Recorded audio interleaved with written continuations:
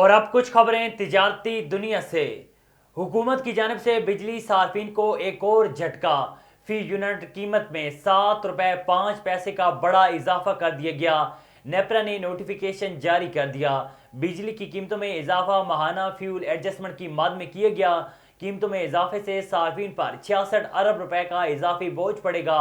Notification کے مطابق بجلی کی قیمتوں میں اضافے کا اطلاق رواں ماہ کے بلوں پر ہوگا۔ لائف لائن سمیت کے الیکٹرک صارفین پر اضافے کا اطلاق نہیں ہوگا۔ بجلی کی قیمتوں میں اضافے کا اطلاق صرف ایک ماہ کے لیے ہوگا۔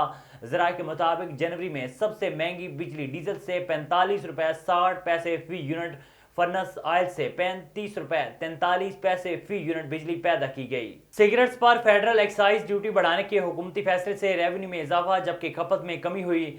فیڈرل بورڈ آف ریونیو کی 2022-23 کی رپورٹ کے مطابق فیڈرل ایکسائز ڈیوٹی کی مجموعی وصولی میں ٹاپ 10 سیکٹرز کا حصہ 94% ہے۔ ان میں سگریٹ 40% شیئر کے ساتھ سر فہرست، سیمنٹ 18.7% شیئر کے ساتھ دوسرے نمبر پر ہے۔ رپورٹ کے مطابق فیڈرل ایکسائز ڈیوٹی میں سگریٹ کے شیئر میں اضافے کی وجہ اس کی شرح میں اضافہ ہے، جس کے نتیجے میں سگریٹ کی کھپت میں کمی ریکارڈ کی گئی۔ محکمہ زراعت نے کاشتکاروں کو کماد کی ممنوعہ اقسام کی کاشت سے اجتناب کا مشورہ دے دیا۔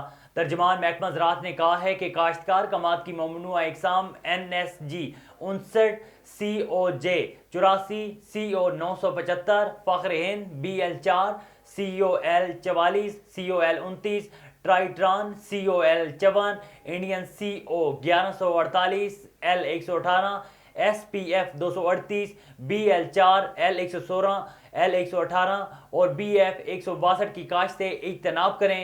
کماد کے کاشتکار صرف منظور شدہ اقسام کی کاشت ہی کریں تاکہ انہیں مالی نقصان کا سامنا نہ کرنا پڑے۔